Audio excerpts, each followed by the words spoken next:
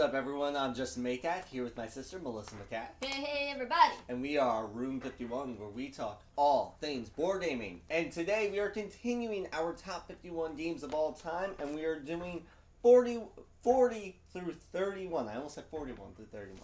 But yeah, so we're doing 40 through 31. Melissa, why don't you start us off? Yeah, I'll do that. So my number 40 is, so I'm in the camp of where I like this game better than Unmatched, and I'm one of the very few. And this is Funkoverse. Interesting. Like I mentioned in my last episode, I love rolling dice. I love collecting pop figures, so I love that I can play now with pop figures. So this one is, you could create a team of like 3 different pops, and you could mix up whatever you want. You could have Draco Malfoy with like a Jurassic Park dinosaur and whatever, you know, like, and the Kool-Aid Man, all on one team. And they all have their own different special abilities, and you could attach items to them that gives them an additional special ability. And what I really like about this game, more so than Unmatched, because Unmatched is a pure skirmish game where the objective is always the same: knock out the other person. Yeah. In Funkoverse, it's not always the case. You could play like Team Deathmatch or whatever it's called, but one of my favorite modes is capture the flag. So there's different objectives, and ultimately what you're actually trying to do is get, I think it's 10 points. The production is awesome. The maps are pretty cool looking. The points are these like little blue gems and whatever. And I don't know, I just have a lot of fun. It's a really fun skirmish type of game that doesn't take itself seriously, which I really like, and it's just fun. So that's my number 40, Funkoverse. That's one that I don't even want to try it again that much, but I would like to try it again. I don't know, I played it once and I wasn't that interested. Well, we played a 2v2, and it shines at 1v1. I mean, we did a 2v2 just because, but we should play a 1v1. Alright, fair enough. Maybe we'll stream it. My number 39 is a game that you definitely hate. This is probably your most 40, hated right? game. Sorry, my 40. Oh, my bad. Good catch. Whew! Oh, it's a close one. My 40 is a game that you love, actually. Okay. Or really like. I don't know if it's a love. I enjoyed it a lot. It is Spyfall. It's a really fun party game. I mean, it says 3 to 8. I think definitely don't play it at under 4. At 3, it's hysterically bad. You ask about like 4 questions and you know exactly who it is. Yeah, I mean, it doesn't work. The game is a ton of fun. People talk about some problems with it, like, oh, you're the spy and you have to ask the first question. Sweet. Ask what do you smell? Like, anything. It doesn't matter. It just Just go. And it's so fast. It's like, all right, we'll just shuffle it back up. Yeah, who cares? Like, you just on to the next one now. Yeah, exactly. Like, the game is a ton of fun. I love the premise of everybody knows a location where you're all at, except for one person. That person's a spy. And the only thing you can do is ask a question to someone, and then they answer, and then they'll ask a question to someone else. Based on that, the spy is trying to figure out where you are, but also whenever they get asked a question, they gotta act cool, they act natural, act like, yeah, I know exactly where we are, everybody, you know? Sometimes you might want to get a little brave and throw in oh, this is my answer, wink, to try to, really try to feel like, yeah, come on, guys, everybody knows I'm here, too, right? Yeah. It's a ton of fun. I love it. Spyfall is my number 40. Yeah, I really enjoy that game. Did not make my list, but I really, really like it. Right. And I wish more of our group liked it. Same, I thought this was going to go over swimmingly with our group, too. and then it just didn't. Didn't come out as although fun. it's starting to... It's making a comeback with our group. It is. It is. So that's a good one. All right.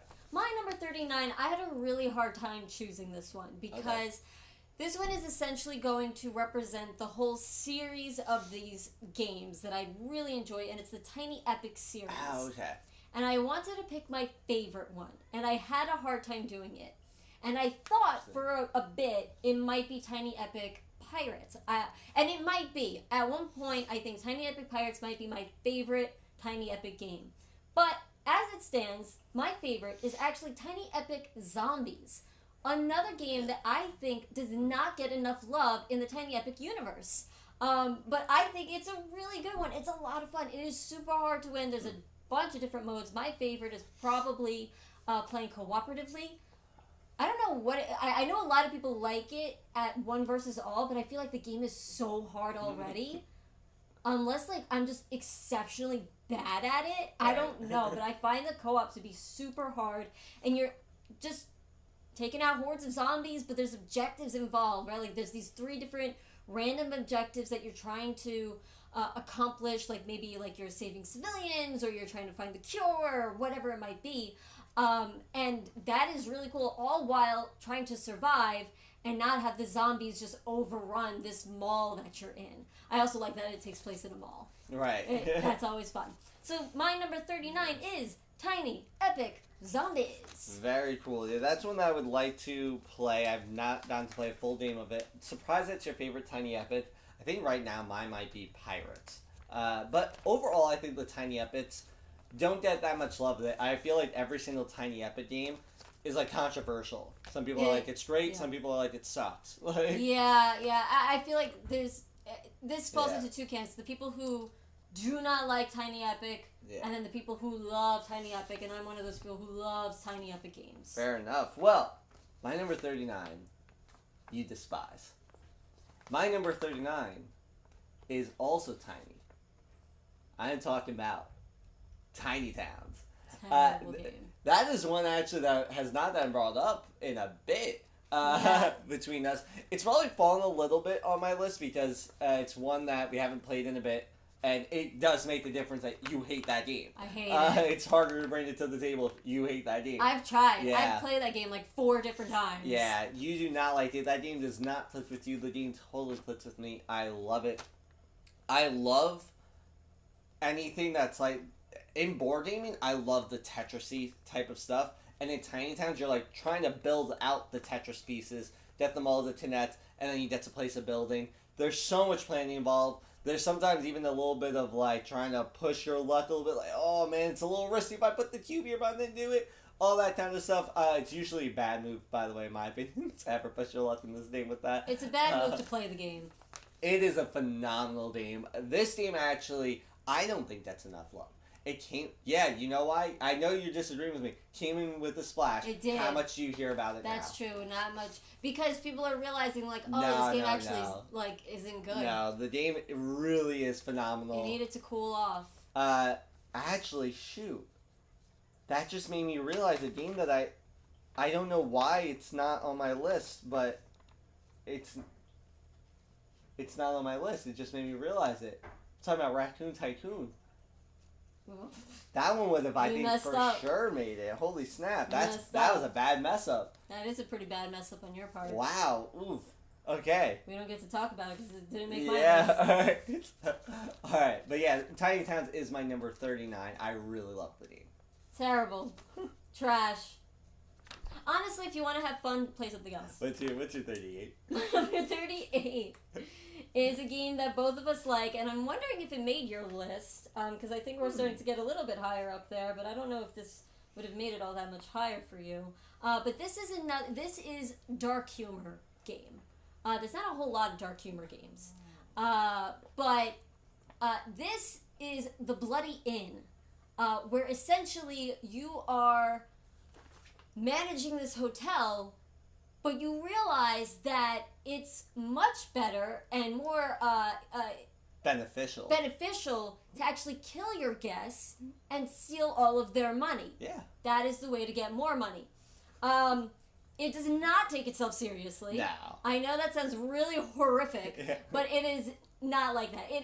It's tongue-in-cheek, very funny. Honestly, at the end of the day, it's an economic game. That's exactly what it is. It's all about money. And push your luck. Yeah. Right? Because there are cops involved, and it's like that you don't want to be caught, so you're trying to figure out, like, okay, can I get away with it? And then all of a sudden you have a bunch of just like dead bodies that you haven't buried yet, and then you're like, okay, I'll have to shoot that cop now too. And oh my gosh, there's 2 cops out. I'm gonna have to bury this under my annex, but I don't have enough room. Justin has an annex. I'm gonna build it under his, and he's gonna get pissed, but he's gonna get half the money. Exactly. And it's great. So that is The Bloody Inn, my number 38. Game's a ton of fun, and we will find out later if it made my list. Who knows? I think it did. It is a good game, though. It's very fun. My number 38 is one me and you haven't played in a bit, but I really like it. Some people have misspoke by calling it 30-minute Twilight Struggle, which to me is ridiculous. Oh. I'm talking about Watergate. The game plays very differently from Twilight Struggle, Yeah. but if you love the tug of war aspect of Twilight Struggle and tug of war inside of games, Watergate does it really well. And it's a lot of fun. It's asymmetrical two-player. Mm-hmm. One is, the Nixon administration trying to not get the whole link of Watergate to Nixon, and the other is the press, I believe specifically the Washington Post press, but I could be wrong, trying to make that link. And it works a lot like Twilight Struggle. You have cards. I shouldn't have even said it like that. The cards are similar to Twilight Struggle and many other games where you have cards that you either use it for its like a points value that you can assign to stuff, or you can use its ability on the card. Yeah. That's about as far as it goes with being close to Twilight Struggle. Twilight Struggle is so different from this game. I feel like people act as though like this replaces Twilight Struggle for me because it plays so much quicker. I'm like, what are you talking about? Twilight Struggle is Cold War in a box. Exactly. Watergate is not even Watergate in a box. Exactly. Watergate's pretty abstract. Yeah. Like, if you're going into Watergate looking for the theme really hard, the way Twilight Struggle has its theme really hard, you might be a little disappointed. It's fairly abstract with the theme kind of there. Yeah. That one is a fun one. I'd like to actually play that some more. We should stream that one. We should stream that one. I don't know why we never think about that. I did not think about that. That is a good one to stream. You're right. Alright, well my number 37 is a Push Your Luck style game. I really like Push Your Luck, and this one is a pretty popular one, I think, amongst a lot of folks, and it is Quacks of Quedlinburg. Yes. And I do have the Herbs and Witches expansion. I played it once so far. Really like it. I love what it adds to it. It pretty much just adds a whole bunch more ingredients, along with also the witches, where you could use their special abilities and things like that, which could really, help you out of a bind or just give you something really cool. Did you play with the Herbs and Witches? I have not yet. I think you would like really it. Cool. Yeah, and I really love that new ingredient, like the lotus or something. I forget what it's called. Okay. For some reason, I was about to call it gillyweed, but it's not gillyweed. I don't know who it is. Anyway, but I really like where it could copy another token or something. It kind of acts like that, which is cool. And but yeah, so this one you're just trying to build up. It's a bag builder. You're building up like your ingredients and everything, like pumpkins and whatever, and then you're placing them in the pot, but you're trying not to explode your pot. So that's where the Push Your Luck element comes in. I'd say early game, if you push your luck and you your pot explodes, it's not a humongous deal because you still gain some sort of benefit. The game also has a built-in catch-up mechanism that doesn't feel horrible or anything for the people in the lead, which is wonderful. It just kind of helps you out a bit if you're behind, Yeah, it does. And honestly, if you're behind, I've noticed just push your luck. Yeah. Because there's no point in not. Yeah, don't play it safe now. Yeah, you can't. Because you can't catch up if you don't. That's definitely, it's a cool one. I like that one. So yeah, that's my 37, Quacks of Quedlinburg. My number 37 actually went higher on the list than last year, I believe. I think last year was my 51 or 50. This one is Shadows over Camelot. Wow. This was a big game for getting us into the hobby. It's like one of the ones that really helped us get into the hobby. It is phenomenal. I think this one, I don't know how it's out of print. Like, to me, that there just means it's underrated. It's a really fun trader game where a lot is happening. And I love that.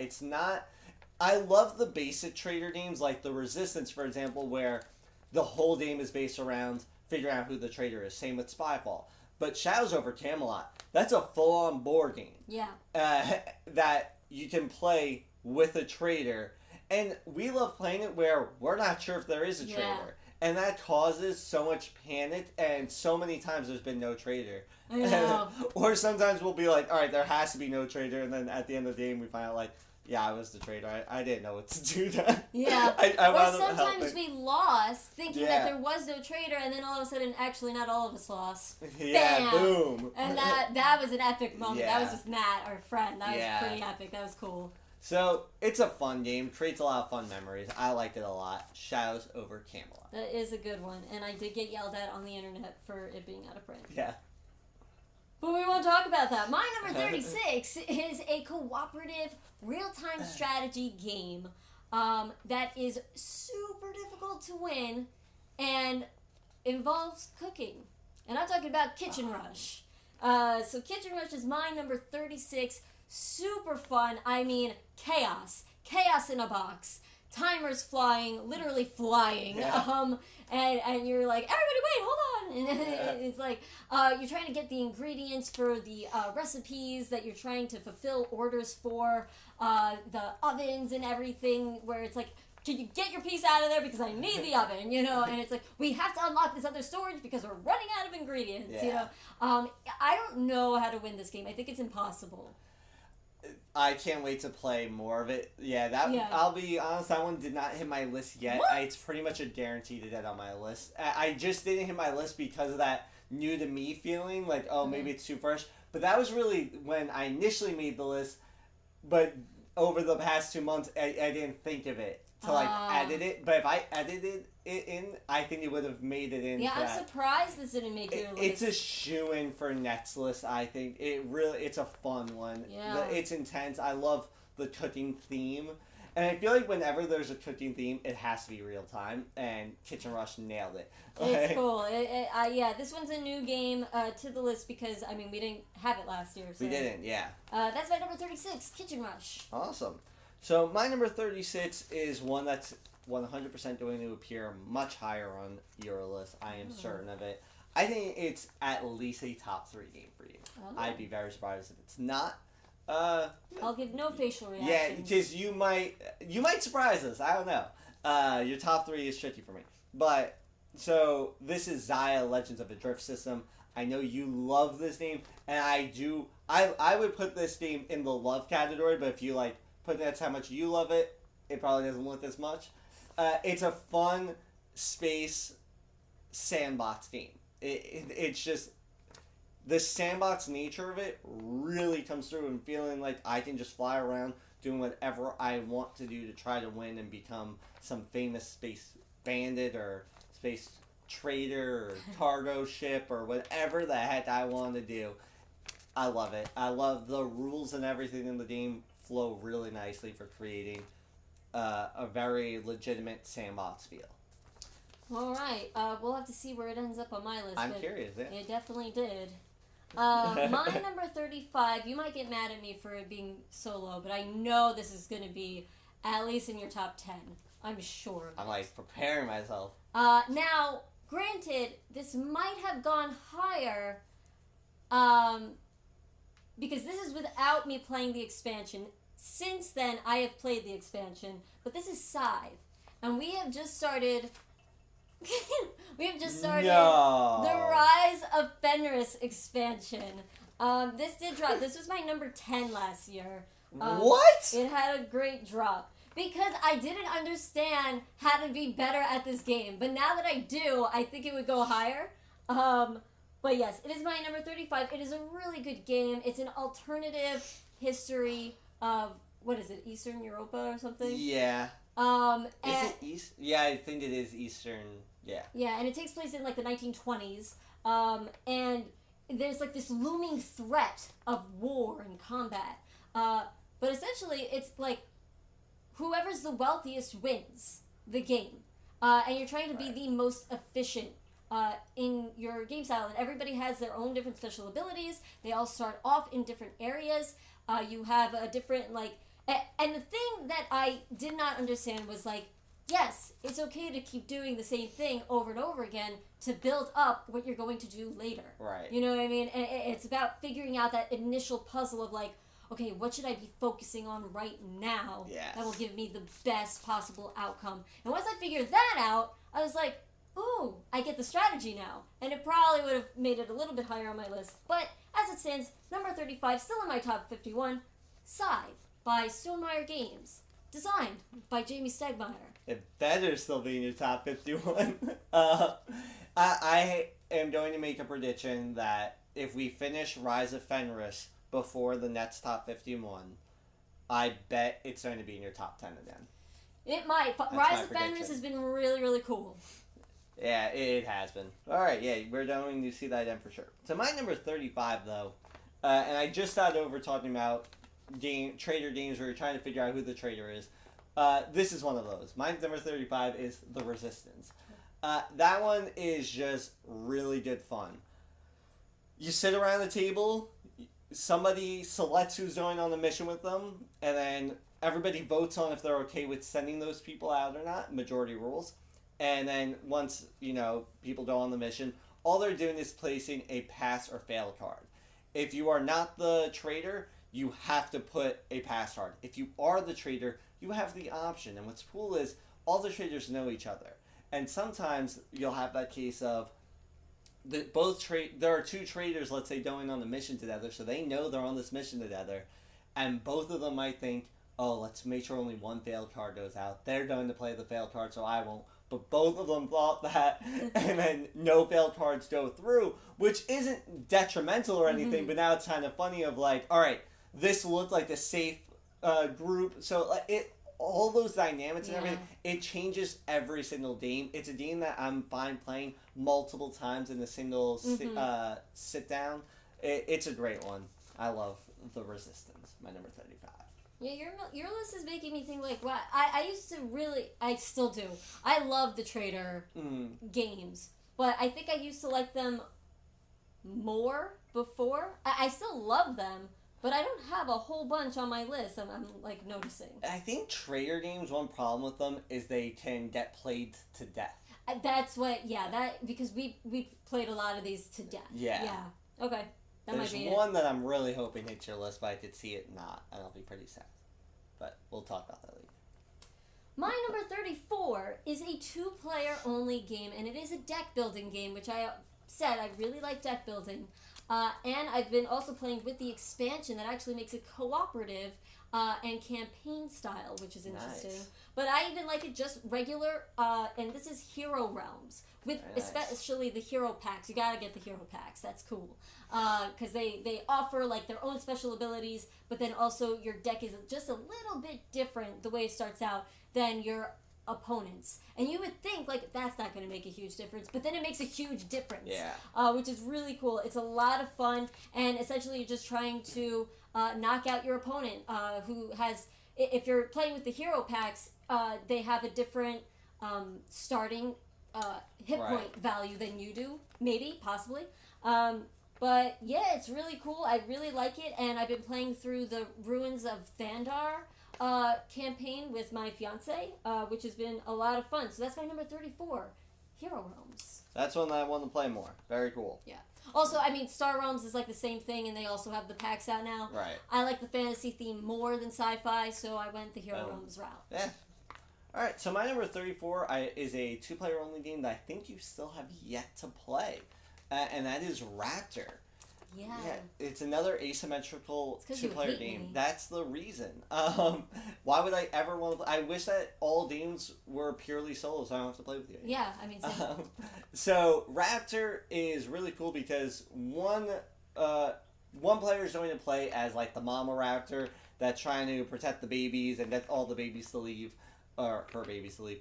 And then the other player is controlling these scientists which are trying to capture these raptors. It is really cool. You're trying to either like put the mama raptor to sleep or capture, I forget how many, like 3 or 4 baby raptors, while the mama raptor is trying to get enough to escape.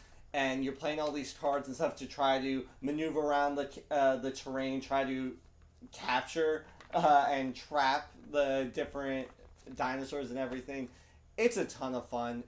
I love the mechanisms of the cards, and it depends on who played the higher card. All that kind of stuff. Really cool decision making. If you're into dinosaur themes, this one has to be checked out. Raptor. Yeah, I think I would like that one. It's just, like I said, you hate me. That's another one we could play on stream. True. Yeah. My number 33 is also another two-player game, actually. This is the two-player list, apparently. So, this one is Civilization-themed, and it's based off of its predecessor, Seven Wonders. I'm talking about Seven Wonders Duel. This one is such a blast. I love the military track, that tug-of-war of the military, where you could have a military victory, you could have a civilization victory, or you could have a scientific victory, which is really cool. If you get like the 6 or 7 sciences before your opponent does. The way the drafting works is really cool, where it's like a pyramid style, and the pyramid is always changing, and there's some cards that are face down, so you're not quite sure what it is until you've like unlocked it and you reveal it and everything. Right. So that one, it's just a lot of fun. It does play a lot like Seven Wonders, but in a two-player version. So I like it. I like that there's different paths to victory, and I like card drafting. So that's my number 33, Seven Wonders Duel. Very cool. Yeah, that's one I want to play more. I think it should hit my top 51 if I played it more. Yeah, because I think you would really like that one. I think I would too. My number 33, though, I'm surprised is higher on my list than it was on yours. I'm talking about Blood Rage. I love card drafting. Vikings are fun. It's not a theme that I like absolutely adore, but it's fun. Yeah, and I enjoy area control. So have all those things meshed together, it creates a really fun experience. Every single time, the way the points turns out, like every gameplay of it has just felt very different. And it's one that I think the more we play it, the more it can just keep going up on the list. Plus, it has a digital edition now. I might go ahead and get that. Not sure. Yeah, this was one that I thought might make your top, like your number one game of all time at one point. Yeah, you thought eventually this game could hit my number one. Yeah, I thought so, but it might hit your top 10 at one point, I'm sure. I think it could. I can't tell if it could hit my number one or not. It might. My number 32 is sort of like a meta version of life, but not really.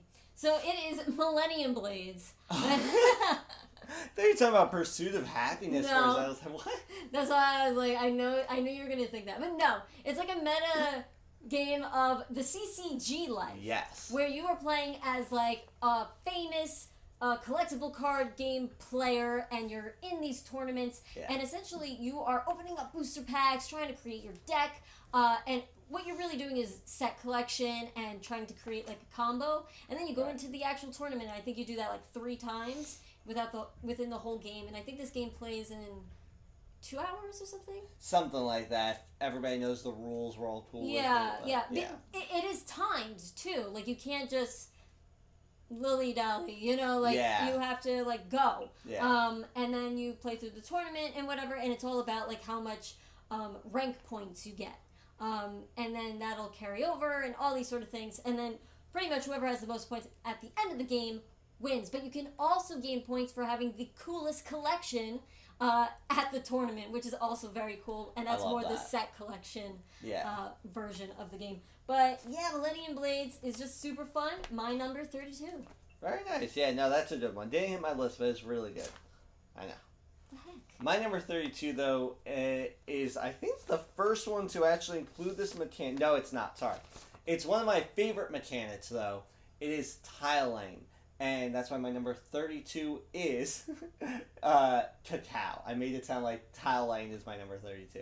No, but Cacao is one of the games that really made me realize how much I love tile laying. Because it's a fairly simple, straightforward game where it's like a tile laying worker placement-ish. It's not worker placement, but you have like workers on the tiles that, depending on how they're pointing and stuff, and you have to figure out how you want to orient your tile to make certain things trigger, to figure out what you're going to be able to gain. You want to gain your cocoa beans, you want to sell your cocoa beans, you want to have the most amount of workers around these certain, like, I guess, temple spaces. I think that's what they are. Yeah, I think so. And that'll earn you endgame points. It's pretty simple. To me, it's like close to a filler game because of how quick it can be if everybody knows the rules. It's not a filler game, don't get me wrong, but it's like close to it. It's that midway point between a full-on game and a filler. I really enjoy this one. My number 32, Cacao.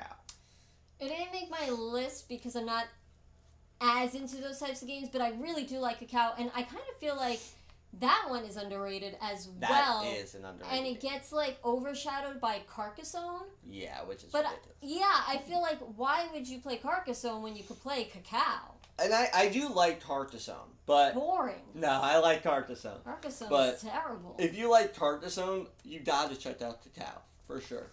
And just play that one instead. Yeah. My number 31, the last one for this list, is a game that I wish we actually played more. But it is Chronicles of Crime. Yes. It is a cooperative style game. It uses app integration, which is cool. I know there's some people who don't like app integration into their board games. I personally like it. I think it's fun. It's cool. And this one, you're solving crimes, and there's different scenarios that you could go after.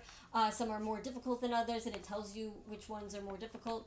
I don't have any of the expansions, but I want them. But I do have extra scenarios. I bought pretty much all of the extra scenarios that you could get, even though we've only played about like 3 scenarios in this game. But it is really cool and super, what's it called? Immersive, thank you. Oh, wow, I got it. And I actually personally like it where it's not just one person looking at the crime scene. I like having it, and we wound up figuring this out when we were trying to play virtually with everyone. I like having it where, sure, one person will be like moving it around, but everyone could see it if I put it or like showcase it onto a laptop. Yes. And everybody could see the crime scene and like looking around. And it's like, oh, can you actually move over to the right? Like, I think there was something there or whatever. You know? Like, that's cool. And then everybody gets to be a part of that as though we're all at the crime scene checking it out. So that is my number 31, Chronicles of Crime. I really want to play that one again. That one was phenomenal. And also, that is one that I really want to play, the medieval one that's like in the 1400s. Yes. Want to play that super bad. Very badly. Yeah. Alright, cool. My number 31 is a game that you're not a big fan of, but I really do want to play it with you again. You might like it a bit more. I think it's fallen down a little bit on my list. It's my favorite Steffenfeld game, The Castles of Burgundy. I believe it's The Castles of Burgundy, but it might just be Castles of Burgundy. It's a lot of fun. You roll dice and then you decide, what you're going to do with those dice, right? And there's a lot of good options with it, so it doesn't feel like you're getting totally screwed with the dice. And then even if you are kind of screwed with them, you have these like worker tiles that you're able to spend to alter what your dice roll was. So there's a whole bunch of management, and again, it's another tile laying one. And you gotta try to figure out, like, okay, what am I doing here? You score at, like, the end of each round and stuff. It's a lot of fun. It's very Euro-y, so it's not a super strong theme, and the artwork is not incredibly beautiful or anything. As but usual, the gameplay feels really smooth to me. Some might disagree with that, but to me it feels very smooth, and it's a very fun form of thinkiness. I really enjoyed this one, Castles of Burgundy. I do want to try that one again. Yeah. That's probably the only other Steffenfeld game that I'd want to try again. Other than, like, Notre Dame. I like Notre Dame. I don't think that made my list. I didn't think you would. I think it's in my honorable mentions. But, okay. I did think about putting it on the list. It's not on my list. I'm not a humongous Steffenfeld fan, but I would like to retry Castles of Burgundy. The other ones can stay in the box. Boom. All right. All right. So that was another top 10, or we've gotten up to our 31. Yes. So stay tuned for next episode where we'll go through our 30 to 21. Yes. Yes. Anyway, thank you so much for watching and or listening. This has been Room 51. We'll catch you next time.